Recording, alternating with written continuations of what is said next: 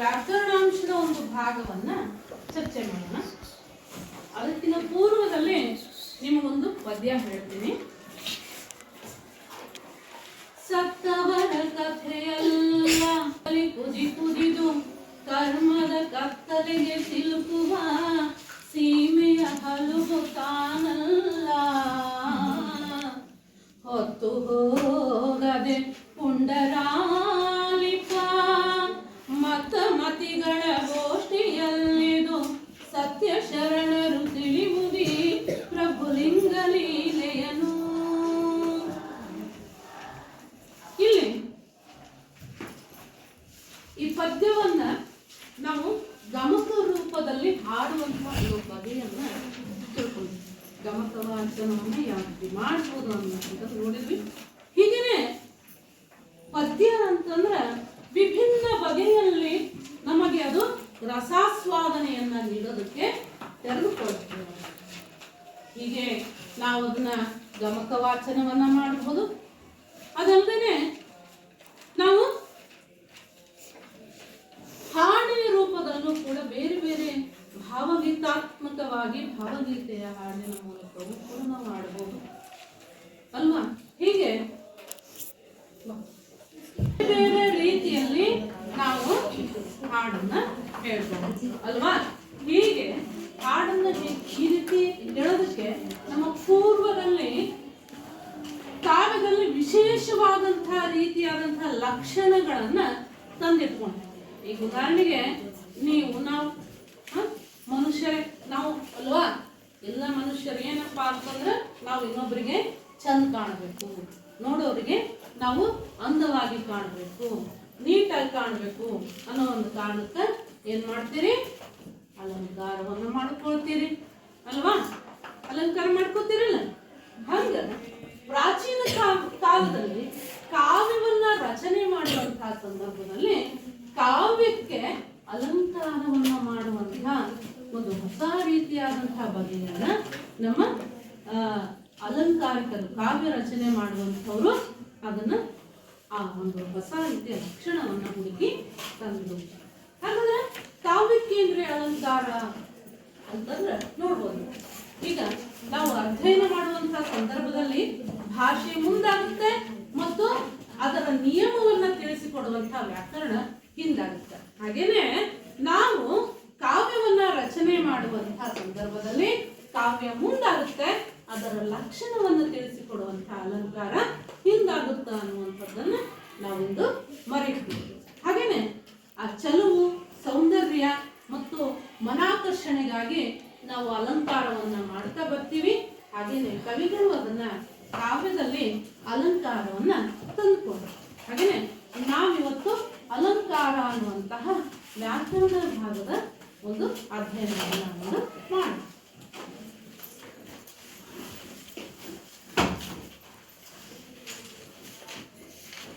ಅಲಂಕಾರಗಳು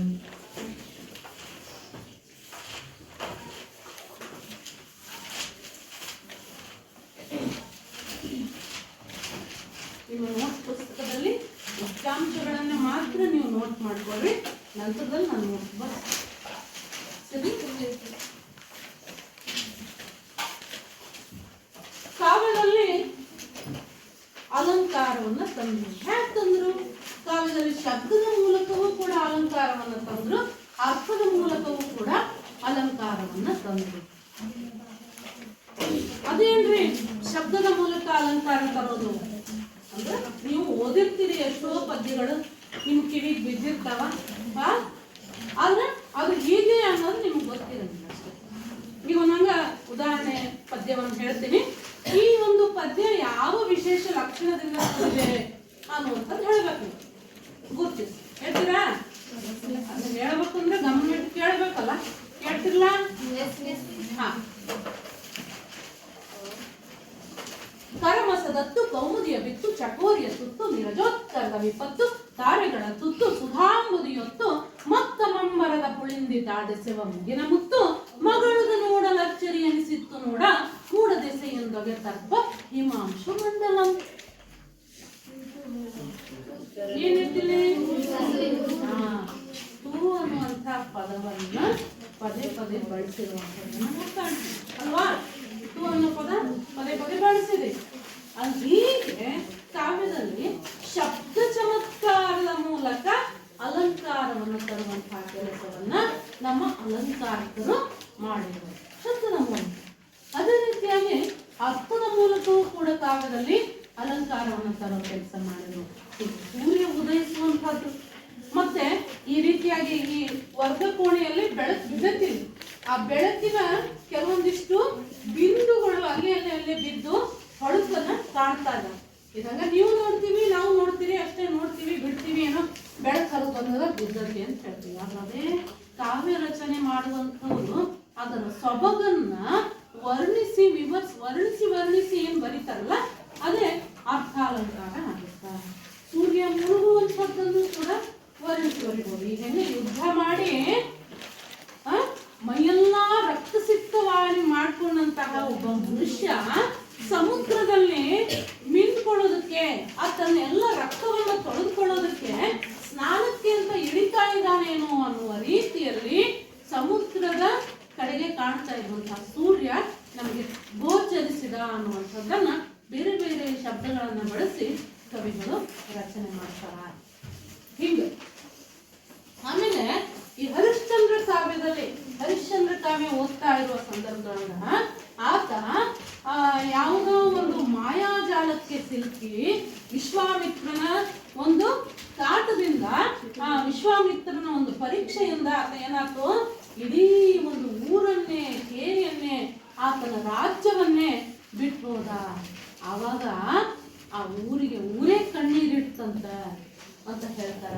ಮತ್ತ ಏನಂತ ಪುರದ ಪುಣ್ಯಂ ಪುರುಷ ರೂಪಿಂದ ಹೋಗುತ್ತಿದೆ ಅಂತ ಹೇಳಿ ಆ ಪುರದ ಪುಣ್ಯ, ಆ ಒಂದು ಊರಿನ ಪುಣ್ಯ ಮನುಷ್ಯನ ರೂಪದಲ್ಲಿ ಆ ಊರಿನ ಪುಣ್ಯ ಇನ್ನು ಮುಗಿತ್ಪ ಅನ್ನುವಂಥದ್ದು, ಮನುಷ್ಯರ ರೂಪದಲ್ಲಿ ಊರಿನ ಪುಣ್ಯನ ಹೋತು ಅನ್ನುವಂಥ ರೀತಿಯಲ್ಲಿ ಅಲ್ಲಿ ವರ್ಣನೆ ಮಾಡ್ತಾರೆ. ಹಿಂಗ ಅರ್ಥಗಳ ಮೂಲಕ ಕಾವ್ಯದಲ್ಲಿ ವರ್ಣನೆಯನ್ನು ತಂದ್ರೆ ಅದು ಅರ್ಥಾಲಂಕಾರ ಆಗ್ತದ.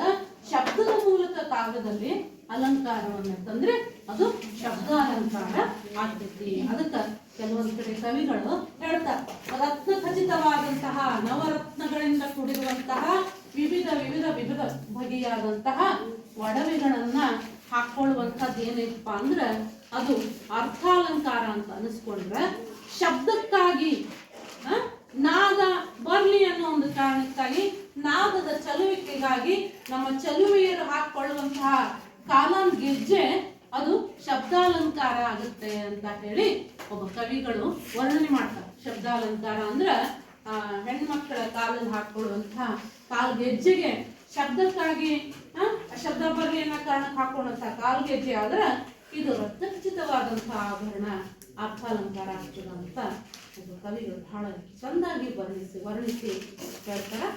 ಹಾಗೆ ನಾವು ಅಲಂಕಾರದ ಪ್ರಕಾರಗಳನ್ನು ನಾವೀಗ ನೋಡೋಣ.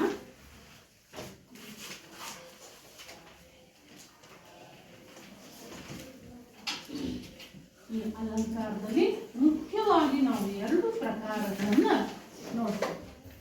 ಒಂದು ಅರ್ಥಾಲಂಕಾರ, ಒಂದು ಶಬ್ದಾಲಂಕಾರ.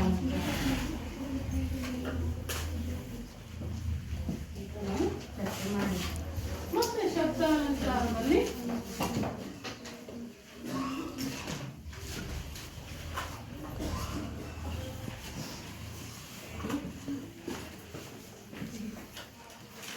ಅನುಪ್ರಾಸ ಅಲಂಕಾರ,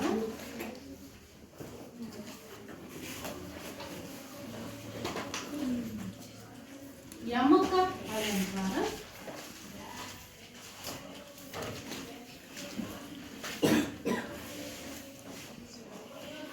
ಚಿತ್ರಕವಿತ್ವ.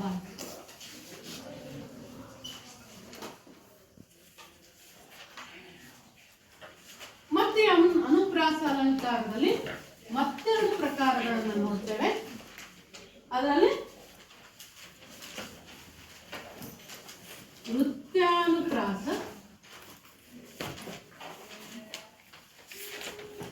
ಇನ್ನೊಂದು ಕ್ಷೇತಾನುಪ್ರಾಸ. ವೃತ್ತಾನುಪ್ರಾಸ ಅಲಂಕಾರ, ಏಕಾನುಪ್ರಾಸ ಅಲಂಕಾರ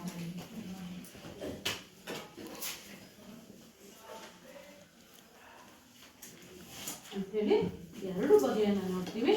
ಹಾಗೇನೆ ಈ ನಾವು ಅರ್ಥಾಲಂಕಾರಕ್ಕೆ ಬರೋದಾದ್ರೆ ಅರ್ಥಾಲಂಕಾರದಲ್ಲಿ ಪ್ರಸಿದ್ಧವಾಗಿರುವಂತಹ ಮುಖ್ಯವಾಗಿರುವಂತಹ ಅಲಂಕಾರಗಳನ್ನ ನಾವು ನೋಡೋದಾದ್ರೆ ಒಂದು ಉಪಮಾಲಂಕಾರ,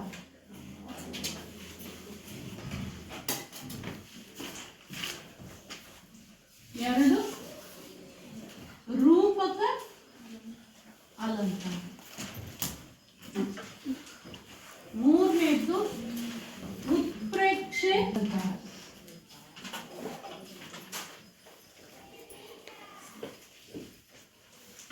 ನಾಲ್ಕು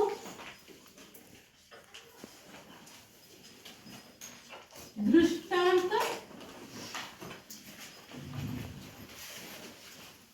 ಅಲಂಕಾರ, ಐದು ಶ್ಲೇಷಾಲಂಕಾರ, ಆರು ಅರ್ಥಾಂತರ ನ್ಯಾಸ ಅಲಂಕಾರ. ನಿಮಗೆ ಸಾಕೀಗ ಸದ್ಯಕ್ಕೆ ಇಷ್ಟು ಅಲಂಕಾರಗಳ ಬಗ್ಗೆ ತಿಳ್ಕೊಂಡು ಸಾಕು. ಅದರೊಳಗೆ ನಿಮಗೆ ಅಧ್ಯಯನ ಕೇವಲ 2 ಅಲಂಕಾರಗಳು ಮಾತ್ರ ಇದಾವೆ ಈ ವರ್ಷದ್ದು. ಆದ್ರೆ ಹೆಚ್ಚಿಗೆ ತಿಳ್ಕೊಂಡ್ರೆ ತಪ್ಪೇನಲ್ಲ. ಅದು ಸಂಕ್ಷಿಪ್ತವಾಗಿ ಶಬ್ದಾಲಂಕಾರ ಅಂದ್ರೇನು ಅನ್ನುವಂಥದ್ದನ್ನ ಅದರ ಪ್ರಕಾರಗಳನ್ನ ಉದಾಹರಣೆ ಸಹಿತವಾಗಿ ನಾವು ನೋಡೋಣ. ಇಲ್ಲಿ ಹೇಳಿತು ಈಗಾಗಲೇ ಕಾವ್ಯದಲ್ಲಿ ಶಬ್ದಗಳ ಚಮತ್ಕಾರದ ಮೂಲಕ ಅಲ್ಲಿ ಅಲಂಕಾರವನ್ನ ತಂದ್ರೆ ಅದು ಶಬ್ದಾಲಂಕಾರ ಆಗ್ತದೆ ಅನ್ನುವಂಥದ್ದನ್ನ ನಾವು ಪದ್ಯವನ್ನ ಅವಲೋಕನ ಮಾಡೋದ್ರ ಮೂಲಕ ತಿಳ್ಕೊಂಡ್ವಿ. ಆ ಶಬ್ದಾಲಂಕಾರದಲ್ಲಿ ಅನುಪ್ರಾಸ ಮತ್ತು ಯಮಕಾಲಂಕಾರಗಳು ಬರ್ತವೆ ಮತ್ತು ಚಿತ್ರಕವಿತ್ವ ಅನ್ನುವಂತಹ ಅಲಂಕಾರವು ಕೂಡ ಬರ್ತೈತಿ.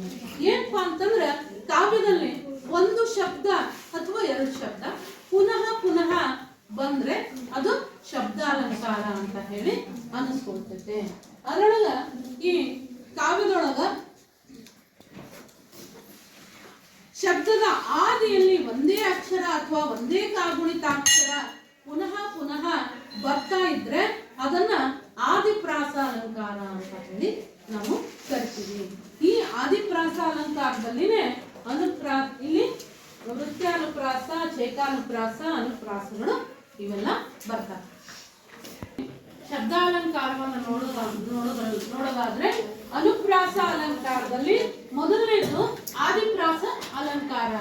ಆದಿಪ್ರಾಸ ಅಲಂಕಾರ ಅಂದ್ರೆ ಏನಪ್ಪಾ ಅಂತಂದ್ರೆ ಕಾವ್ಯದೊಳಗ ಅಲ್ಲಿ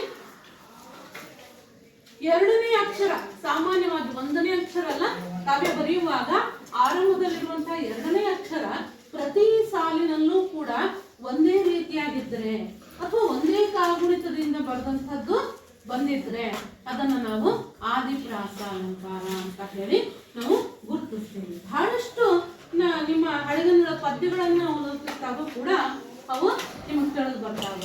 ಈ ನಾವು ಹರಿಶ್ಚಂದ್ರ ಕಾವ್ಯದ ಪದ್ಯಗಳನ್ನೇ ನೋಡೋದಾದ್ರೆ ನಟ್ಟಿಗಳು ಸುಡುಗಾಣಗಳು ಒಬ್ಬಳೆ ಓರೆಂದು ಬಾಯಿ ಬಿಟ್ಟು ಅಲುಗುವ ವೀರನಾರಿ ಅವಳು ನೀರಿ ಸುಟ್ಟೆಯಾದರೆ ನಿನಗೆ ವೀರಬಾಹು ಕನ್ನಡ ಕದ್ದು ಸುಡ ಬಂದೆ ನಿನ್ನ ನಿಟ್ಟೆಲುವ ಮುರಿವೆನಂದುರವಣಿಸಿ ಜರಿಯುತ್ತ ದಟ್ಟಿಸುತ್ತ ಸುತನ ಹಿಂಗಾಲ್ಗಿಳಿದು ತಳೆದು ಬಿಸುಕಂ ಭೂಪಂ ಬಿಸುಡದಿರು ಬಿಸುಡದಿರು ಬೇಡ ಬೇಡ ಕಟಕಟ ಹಸುಳೆ ನೊಂದಹಂದು ಬೀಳುವವನೆತ್ತಿ ತಕ್ಕಿಸಿ ಕುಲವ ನೋಡದೆ ಬೇಡಿಕೊಂಬೆನ್ ಇವನ್ ಎನ್ನ ಮಗನಲ್ಲ ನಿನ್ನ ಶಿಶುವಿನೋಪಾದಿ ಸುಡಲನುಮತವನಿಟ್ಟು ಕರುಣಿಸು ಕರುಣಿ ಎಂದೊಡೆ ಎಲೆ ಮರುಳೆ ಹೆಣ ನುಟ್ಟುದಂ ಮಸನವಾಡಿಗೆಯ ಭಾಗವನ್ನು ಕೊಟ್ಟಲ್ಲದೆ ಏನೆಂದಡಂ ಬಿಡೆನೆಂದನು ಅನ್ನುತ್ತಾರೆ.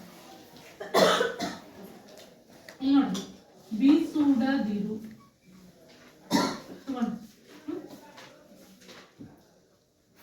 ಇಲ್ಲಿ ನೆಕ್ಸ್ಟ್ ಏನ್ ಬರ್ತೈತಿ? ಹಸುಳೆ ನೊಂದಹನೆಂದು ಹಸುಳೆ ಮತ್ತ ಜಾಸ್ತಿ ಬರ್ತದೆ. ಆರಂಭದಲ್ಲಿ ಬೇರೆ ಅಕ್ಷರ ಇದ್ರು ಇಲ್ಲಿ ಎರಡನೇ ಅಕ್ಷರ ಪದ್ಯದಲ್ಲಿ ಸಕಾರವೇ ಇರ್ತೈತೆ. ಅಂಥದ್ದು ಏನ್ ಅನ್ಸ್ಕೊಳ್ತೈತಿ? ಆದಿಪ್ರಾಸ ಅಂತ ನಾವು ಅಂತದನ್ನ ಗುರುತಿಸ್ತೇವೆ.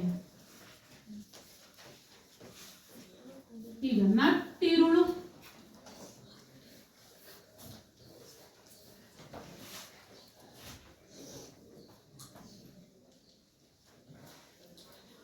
ಮುಟ್ಟಿಗೆ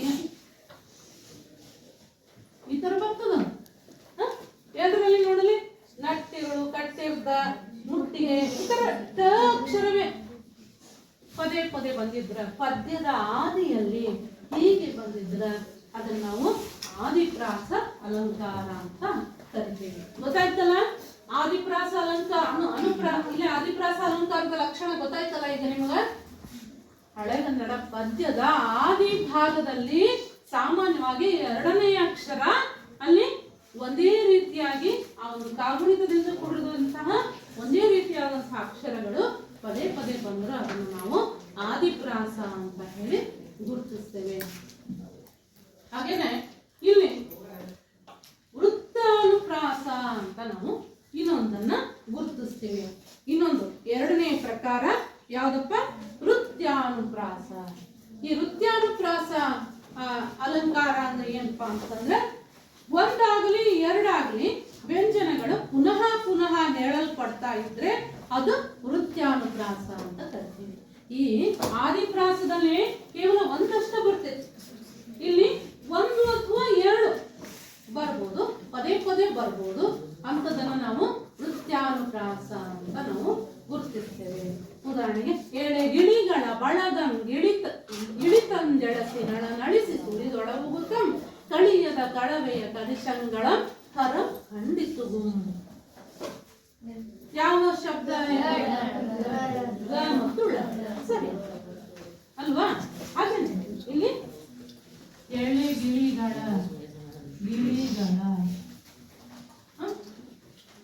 ನಾಳ ನಳಿಸಿ ಬಾಳ ಗಂಗಾಳ ಗ ಮತ್ತು ಳ ಪದೇ ಪದೇ ಇಲ್ಲಿ ಬಂದಾವ. ಹೌದಾ? ಅದಕ್ಕೆ ಹೀಗೆ ಒಂದಲ್ಲ ಎರಡು ವ್ಯಂಜನಗಳು ಪದೇ ಪದೇ ಅವು ಪುನರಾವರ್ತನೆ ಆಗ್ತಾ ಇದ್ರೆ ಅದನ್ನು ನಾವು ವೃತ್ಯಾನುಪ್ರಾಸ ಅಂತ ಹೇಳಿ ಕರಿತೀವಿ. ಹೀಗೆ ನಾವು ಛೇಕಾನುಪ್ರಾಸ ಅಂದ್ರೆ ಏನು ನೋಡೋದಾದ್ರೆ ಎರಡೆರಡು ವ್ಯಂಜನಗಳಿಂದ ಕೂಡಿರುವಂತಹ ಶಬ್ದ ಮತ್ತೆ ಮತ್ತೆ ಪುನರಾವರ್ತನೆ ಆಗ್ತಾ ಇದ್ರೆ, ಎರಡೆರಡು ವ್ಯಂಜನಗಳಿಂದ ಕೂಡಿರುವ ಜೋಡಿ ಶಬ್ದಗಳು ಮತ್ತೆ ಮತ್ತೆ ಪುನರಾವರ್ತನೆ ಆಗ್ತಾ ಇದ್ರೆ ಅದನ್ನು ನಾವು ವೃತ್ಯಾನುಪ್ರಾಸ, ಅದನ್ನು ನಾವು ಛೇಕಾನುಪ್ರಾಸ ಅಂತ ಹೇಳಿ ಗುರುತಿಸ್ತೇವೆ. ನೀವು ಉದಾಹರಣೆಗೆ ನಿಮ್ಗೆ ಗೊತ್ತದ ಅದು ಛೇಕಾನುಪ್ರಾಸ ಅನ್ನೋದಷ್ಟೇ ಗೊತ್ತಿಲ್ಲ ನಿಮ್ಗಷ್ಟ.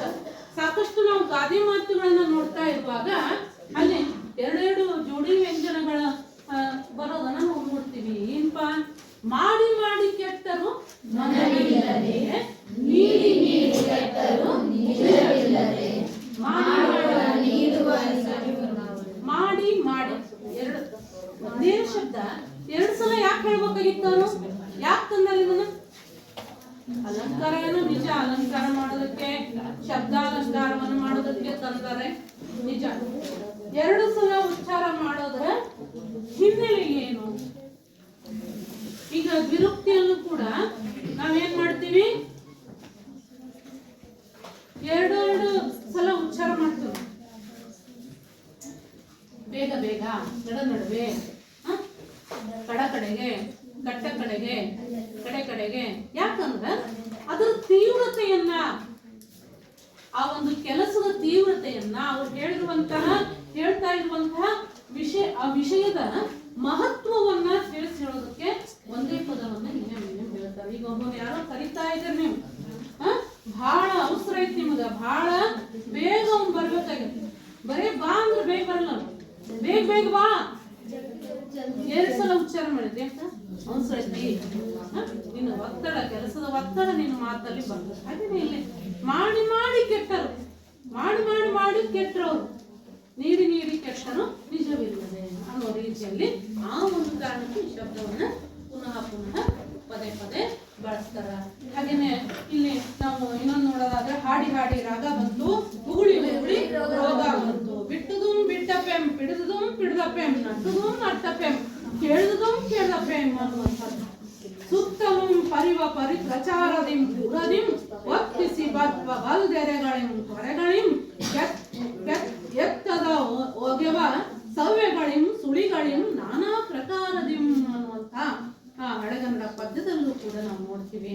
ಬಸವಣ್ಣನವರ ವಚನಗಳಲ್ಲಿ, ಗಾದೆಗಳಲ್ಲಿ, ರಗಳೆಗಳಲ್ಲಿ ಹೀಗೆ ಭಿನ್ನ ಭಿನ್ನವಾದಂತಹ ಬಗೆಗಳಲ್ಲಿ ಈ ಒಂದು ಶೇಷಾನುಪ್ರಾಸ ಬಳಕೆಯಾಗಿರುವಂಥದ್ದನ್ನು ನಾವು ಅವಲೋಕನೆ ಮಾಡಬಹುದು.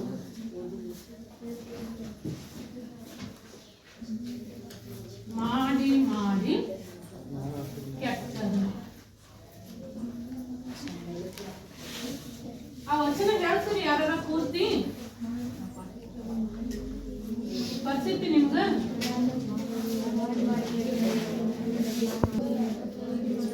ಹೇಳ್ತೀರಿ ಅಥವಾ ಹಾಡ್ತೀರಿ ಯಾರ ಒಬ್ರು?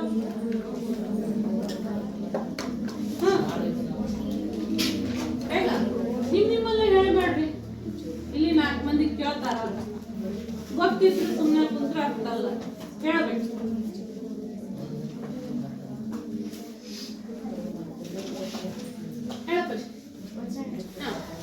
ಮಾಡಿ ಮಾಡಿ ಕೆಟ್ಟರು ಮನವಿಲ್ಲದೆ, ನೀಡಿ ನೀಡಿ ಕೆಟ್ಟರು ನಿಜವಿಲ್ಲದೆ, ಮಾಡುವ ನೀಡುವ ನಿಜಗುಣ ಉಳ್ಳಡೆ, ಕೂಡಿಕೊಂಬ ನಮ್ಮ ಕೂಡಲಸಂಗ ಮರೆಯುವ ಬಸವಣ್ಣ.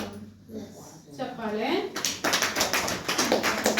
ಎಲ್ಲ ಬಂದು ಅಲ್ಲೇ ಕುತ್ಕೊಂಡ್ಬಿಡ್ತೀರಿ.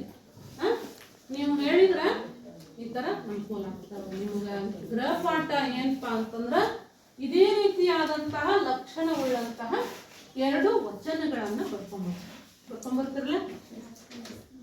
ಇದೇ ರೀತಿಯಾಗಿ ಶೇಖಾನುಪ್ರಾಸ ಲಕ್ಷಣವುಳ್ಳಂತಹ ವಚನಗಳನ್ನ ಹುಡುಕೊಂಡು ಮನೆಯಲ್ಲಿ ಬರ್ಕೊಂಡು ಬರ್ಬೇಕು. ಇದು ಗೃಹ ಪಾಠ. ಶಬ್ದಾಲಂಕಾರ ಅಂದ್ರೇನು ಹೇಳ್ತೀರಿ? ಯಾರು ಹೇಳ್ತೀರಿ? ಈಗ ಅರ್ಥ ಆಗಿತ್ತಲ್ಲ ಶಬ್ದಾಲಂಕಾರ ಅಂದ್ರೇನು? ಅರ್ಥ ಆಗಿತ್ತಿಲ್ಲ? ಪ್ರಜೆ ಹೇಳಮ್ಮ, ಹೇಳ. ಶಬ್ದಾಲಂಕಾರ ಅಂದ್ರೆ ಕಾಲ್ಗೆಜ್ಜೆಗಳನ್ನು ಅದನ್ನ ಸಾಧಾರಣವಾಗಿ ಹೇಳೋದ್ರ ಬದಲು ಅದಕ್ಕೆ ಅಲಂಕಾರ ಮಾಡಿ ಹೇಳೋದನ್ನ ಶಬ್ದಾಲಂಕಾರ. S, very good. ಚಪ್ಪಾಳೆ. ಕಾವ್ಯದಲ್ಲಿ ಅದೇ ಹೇಳ್ತೈತಿ. ಶಬ್ದಾಲಂಕಾರ ಅಂದ್ರೇನು ಅದೇ ಹೇಳ್ತೈತಿ.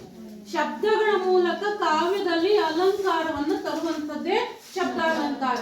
ಬೇರೆ ಏನು ಇಲ್ಲ. ಏನಕ್ಕತ್ತೆ ಏನಿಲ್ಲ, ಯಾರೇನು ಉಲ್ಲಕಲಿಲ್ಲ. ನಿಮ್ಗೆ ಏನು ಅನಿಸ್ತಲ್ಲ ಹೇಳ್ಬೇಕದನ್ನ ಮತ್ತೆ ಹೇಳಿದಲ್ಲ ಸರಿ ಇರ್ತದೆ ಅಲ್ವಾ?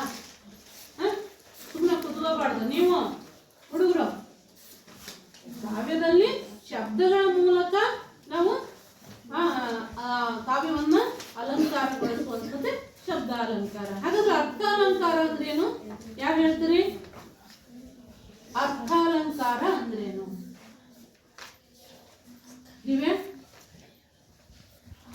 ಕಾವ್ಯದಲ್ಲಿ ಬರುವಂತಹ ಅರ್ಥವನ್ನ ಅಲಂಕಾರದ ರೂಪದಲ್ಲಿ, ಅರ್ಥದ ರೂಪದಲ್ಲಿ ಏನೇನು ಮಾಡೋದು? ಕಾವ್ಯದಲ್ಲಿ ಅಲಂಕಾರವನ್ನ ತರುವಂತದ್ದಕ್ಕೆ ನಾವು ಅರ್ಥಾಲಂಕಾರ ಅಂತ ಹೇಳಿ ಕರಿತೀವಿ. ಕಾವ್ಯದಲ್ಲಿ ಅರ್ಥದ ರೂಪದಲ್ಲಿ ಅಲಂಕಾರವನ್ನು ತರೋದು. ಹಾಗಾದ್ರೆ ಹೇಗ ಕಾವ್ಯದಲ್ಲಿ ಅರ್ಥದ ರೂಪದಲ್ಲಿ ಅಲಂಕಾರವನ್ನು ತರೋದು ಅಂತಂದ್ರೆ ಒಂದೇ ಒಂದು ಉದಾಹರಣೆಯನ್ನ ತಿಳಿಸ್ತಾನೆ ನೀವು 3 ಲಕ್ಷಣದ ಪರಿಚಯವನ್ನ ನಾನು ನಿಮ್ಗೆ ಮಾಡ್ಕೊಡ್ತೇನೆ. ಒಂದು ಅಲಂಕಾರ ತಗೊಳಂತ. ಸೀತೆಯ ಮುಖ ಕಮಲದಂತೆ ಅರಳಿತು. ಹೆಂಗ ಅರಳಿತಂತ ಸೀತೆಯ ಮುಖ? ಕಮಲದಂತೆ ಅರಳಿತು. ಸೀತೆಯನ್ನ ಯಾವ್ದ್ರಿಂದ ಹೋಲಿಸಿದಾರೆ ಇಲ್ಲಿ? ಕಮಲದಿಂದ ಹೋಲಿಸ್ತಾರ. ಹಂಗಂದ್ರೆ ಇಲ್ಲಿ ಹೋಲಿಸೋದಕ್ಕೆ ಅವರು ಬಳಸಿಕೊಂಡಿರುವಂತಹ ವಸ್ತು ಯಾವ್ದಿಲ್ಲಿ? ಕಮಲ ಅನ್ನುವಂಥದ್ದು ಅಲ್ವಾ? ಆ ಕಮಲ ಅನ್ನುವಂಥ ವಸ್ತುವನ್ನ ಯಾರಿಗೆ ಹೋಲಿಸಿದ್ದಾರೆ? ಸೀತೆಗೆ. ಹಾಗಾದ್ರೆ ಇಲ್ಲಿ ಹೋಲಿಸಿಕೊಳ್ತಾ ಇರುವಂತವ್ರು ಯಾರು? ಸೀತೆ.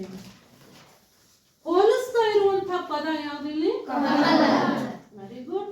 ಹೀಗೇನೆ ಇದರಲ್ಲಿ ಮತ್ತೇನು ಇರುತ್ತೆ ಇಲ್ಲಿ ಉಪಮೇಯ ಉಪಮಾನ ಅನ್ನುವಂಥ ಪದ ಬರುತ್ತೆ. ಉಪಮೇಯ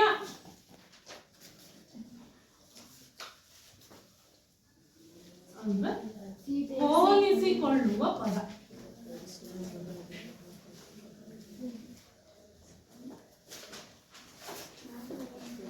ಉಪಮೇಯ ಅಂದ್ರೆ ಏನಪ್ಪಾ ಅಂದ್ರೆ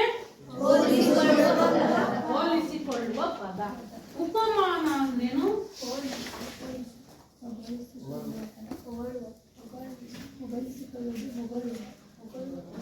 ಹೋಲಿಸುವ ಪದ. ಉಪಮೇಯ ಅಂದ್ರೆ ಹೋಲಿಸಿಕೊಳ್ಳುವ ಪದ, ಉಪಮಾನ ಅಂದ್ರೆ ಹೋಲಿಸುವ ಪದ ಅಂತ. ಹಾಗಾದ್ರೆ ಇಲ್ಲಿ ಹೋಲಿಸಿಕೊಳ್ಳುತ್ತಾ ಇರುವಂತವ್ರು ಯಾರು? ಸೀತೆ. ಏನಾಗ್ತದಲ್ಲಿ? ಉಪಮೇಯ. ಹೋಲಿಸುವ ಪದ ಯಾವುದು? ಕಮಲ, ಉಪಮಾನ. ಹಾಗೇನೆ ಇಲ್ಲಿ ಅಂತೆ ಅನ್ನುವಂಥ ಶಬ್ದವನ್ನ ನಾವು ನೋಡಿದ್ವಿ. ಅಂತೆ, ಕಮಲದಂತೆ ಅರಳಿತು. ಅಂತೆ ಏನಪ್ಪ ಇದು? ಉಪಮಾವಾಚಕ ಪದ. ಉಪಮಾವಾಚಕ ಪದ ಅಲ್ವಾ? ಅಂತೆ ಅನ್ನುವಂತಹ ಅಂತೆ ಎಂದು ಉಪಮಾವಾಚಕ ಪದ. ಇದನ್ನ ಕೇಳ್ರಿ, ನಂತರದಲ್ಲಿ ನೋಟ್ಸ್ ಮಾಡಿಸಿ ಡಿಟೇಲ್ ಆಗಿ ಒಂದೊಂದನ್ನೇ ವಿವರಿಸಿ ಬರ್ಸ್ತೇನೆ ನಾನು. ಈಗ ಹಂಗ ಕೇಳ್ರಿ. ಅಂತೆ ಅನ್ನುವಂಥದ್ದು ಉಪಮಾವಾಚಕ ಪದ. ಹೀಗೆ ಅಂತೆ ಅನ್ನುವಂಥ ಉಪಮಾವಾಚಕ ಪದ ಬಂದಿದೆ ವಾಕ್ಯದಲ್ಲಿ ಅಂದ್ರೆ ಅದರಲ್ಲಿ ಯಾವುದೇ ಸಂದೇಹವಿಲ್ಲ. ಅದನ್ನು ನೀವು ಉಪಮಾಲಂಕಾರ ಅಂತ ಗುರುತಿಸಬೇಕು. ಯಾವುದು? ಉಪಮಾಲಂಕಾರ. ಉಪಮಾಲಂಕಾರ ಅಂತ ಗುರುತಿಸಬೇಕು. ಹಾಗೇನೆ ಅಂತೆ ಅನ್ನುವಂಥದ್ದು ಬರಲೇ ಇಲ್ಲಪ್ಪ. ಸೀತೆಯ ಮುಖ ಕಮಲ ಅರಳಿತು. ಅಂತೆಯನ್ನ ಬಿಟ್ಟಾಕ್ಬಿಡೋಣ. ಅಂತೆಯನ್ನ ಬಿಟ್ಟಾಕು ವಾಕ್ಯ ಮಾಡಕ್ ಬರುತ್ತೆ, ವರ್ಣನೆ ಮಾಡಕ್ ಬರುತ್ತೆ. ನೋಡೋಣ ಹೆಂಗ್ ಮಾಡೋದು. ಸೀತೆಯ ಮುಖ ಕಮಲ ಅರಳಿತು. ಮುಖ ಬೇರೆ ಅಲ್ಲ, ಕಮಲ ಬೇರೆ ಅಲ್ಲ, ಎರಡೂ ಒಂದೇ ಅನ್ನೋ ರೀತಿಯಲ್ಲಿ ಇಲ್ಲಿ ವರ್ಣನೆ ಮಾಡ್ತಾ ಇದ್ದಾರೆ. ಅವಳ ಮುಖ ಕಮಲವೇ ಅರಳಿ ಬಿಡ್ತು. ಅವಳ ಮುಖ ಕಮಲವೇ ಆಗಿತ್ತು, ಅದೇ ಅರಳಿತ್ತು. ಕಮಲದ ಹಂಗಲ್ಲ, ಕಮಲನೇ ಅನ್ನುವಂಥ ರೀತಿಯಲ್ಲಿ ಇನ್ನು ಹೆಚ್ಚಾಗಿ ವರ್ಣಿಸುವಂತಹದ್ದು. ಅದೇನು ಅನಿಸ್ಕೊಳ್ತದೆ? ರೂಪಕಾಲಂಕಾರ ಅಂತ ಹೇಳಿ ಅನಿಸ್ಕೊಳ್ತದೆ. ಹಾಗೇನೆ ನಾವು ಅದನ್ನ ಮುಂದುವರೆದು ಸೀತೆಯ ಮುಖ ಕಮಲವೋ ಎಂಬಂತೆ ಅರಳಿತು. ನಿಜವಾಗ್ಲೂ ಕಮಲ ಹೇಗೆ ಅರಳ್ತದೋ ಅದೇ ರೀತಿಯಾಗೇನೆ ಆ ಸೀತೆಯ ಮುಖವೂ ಕೂಡ ಅರಳಿತು. ಕಮಲವೋ ಅನ್ನೋ ರೀತಿಯಲ್ಲಿ, ಕಮಲವನ್ನೇ ಹೋಲುವ ರೀತಿಯಲ್ಲಿ ಆಕೆಯ ಮುಖ ಅರಳಿತು ಅಂತ ಹೇಳಿ ಇನ್ನೂ ಹೆಚ್ಚಾಗಿ ವರ್ಣಿಸ್ತಾರ.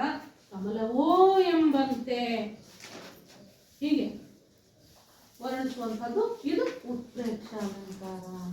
ಉತ್ಪ್ರೇಕ್ಷ ಅಲಂಕಾರ ಆಗ್ತದೆ.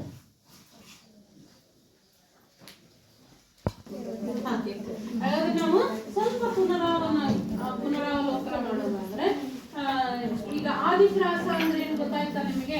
ಆದಿಪ್ರಾಸ ಹೇಳು ಶಿವಾನಿ. ಒಂದು ಪದ್ಯದ ಎರಡನೇ ಪದವು ಅಂದ್ರೆ ಹಳೆಗನ್ನಡದ ಪದ್ಯದಲ್ಲಿ ಎರಡನೇ ಪದ ಪುನಃ ಅದ ರಿಪೀಟ್ ಆಗೋದಕ್ಕೆ ಆದಿಪ್ರಾಸ. ಸರಿ, ಅದು ಕೇವಲ ಹಳೆಗನ್ನಡ ಪದ್ಯ ಮಾತ್ರ ಅಲ್ಲ, ಹೊಸಗನ್ನಡದಲ್ಲೂ ಕೂಡ ನಾವು ಸಾಕಷ್ಟು ಆದಿಪ್ರಾಸವನ್ನು ಕಾಣ್ತೀವಿ.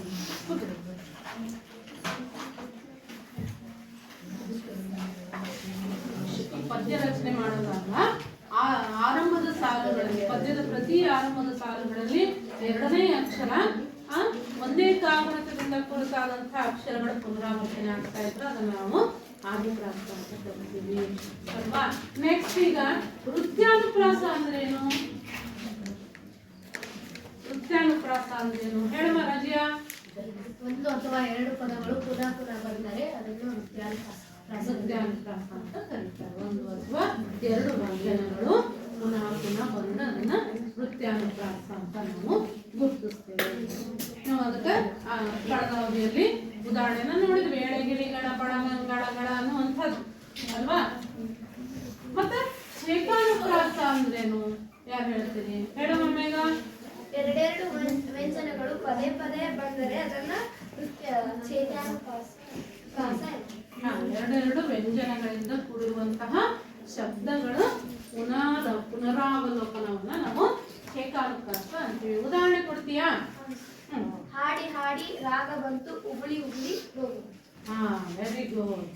ಹಾಡಿ ಹಾಡಿ ರಾಗ ಬಂತು ಉಗುಳಿ ಉಗುಳಿ ರೋಗ ಬಂತು. ಹಾಡಿ ಹಾಡಿ ಉಗುಳಿ ಉಗುಳಿ ಎರಡು ಶಬ್ದಗಳ ಪುನರಾವರ್ತನೆಯನ್ನು ನೋಡಿದ್ವಿ. ಹಾಗೆ ನಾವು ಯಮಕಾಲಂಕಾರವನ್ನು ನೋಡ್ತಾ ಹೋದ್ರೆ 3 ಅಥವಾ ಹೆಚ್ಚು ಅಕ್ಷರಗಳುಳ್ಳಂತಹ ಪದಭಾಗವಾಗಲಿ ಪುನಃ ಪುನಃ ಬರ್ತಾ ಇದ್ರೆ ಆ ಒಂದು ಪದ್ಯದ ಆದಿಯಲ್ಲಿ ಅಥವಾ ಮಧ್ಯದಲ್ಲಿ ಅಥವಾ ಹೀಗೆ ಅಂತ್ಯದಲ್ಲಿ ಅದು ನಿಯತವಾಗಿ ಬರ್ತಾ ಇದ್ರೆ ನಾವು ಅದನ್ನ ಯಮಕಾಲಂಕಾರ ಅಂತ ಗುರುತಿಸ್ತೀವಿ.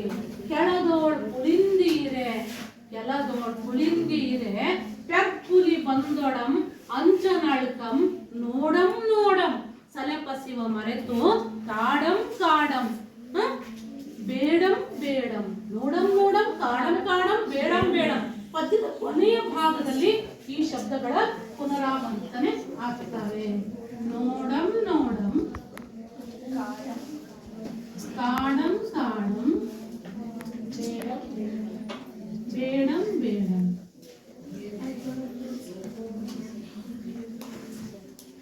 ಇದು ಎಲ್ಲದೋಳ್ ಪುಳಿಂದಿರೆ. ಪುಳಿಂದಿ ಅಂದ್ರೆ ಬೇಡನ ಹೆಂಡತಿ. ಬೇಡನ ಹೆಂಡತಿಗೆ ಪುಳಿಂದಿ ಅಂತ ಕರೀತಾರೆ. ಕೆಲ ಅಂದ್ರೆ ಪಕ್ಕದಲ್ಲಿ ಅಂತ ಅರ್ಥ.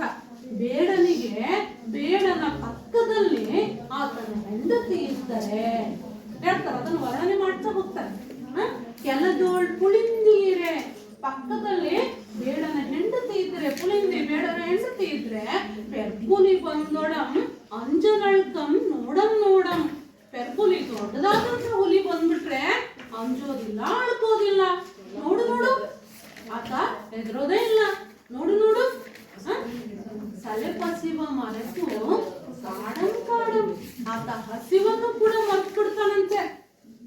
ಯಾವುದೇ ರೀತಿಯಲ್ಲಿ ಹತ್ತು ಕೊಡು ಇದ್ ಕೊಡು ಅದ್ ಮಾಡು ಅಂತ ಹೇಳೋದೇ ಮರ್ತ್ಬಿಡ್ತ. ಮತ್ತೆ ಬೇಡಂ ಬೇಡಂ ಅದ್ಬೇಕು ಇರ್ಬೇಕು ಅಂತ ಏನನ್ನೂ ಕೂಡ ಬೇಡೋದಿಲ್ಲ. ಹೀಗೆ ಅವನೇನು ಬೇಡ ಮತ್ತು ಅದನ್ನ ಹೆಂಡತಿ ವರ್ಣನೆ ಮಾಡ್ತಾ ಈ ರೀತಿಯಾಗಿ ಪದ್ಯವನ್ನು ಬರ್ತಾರ.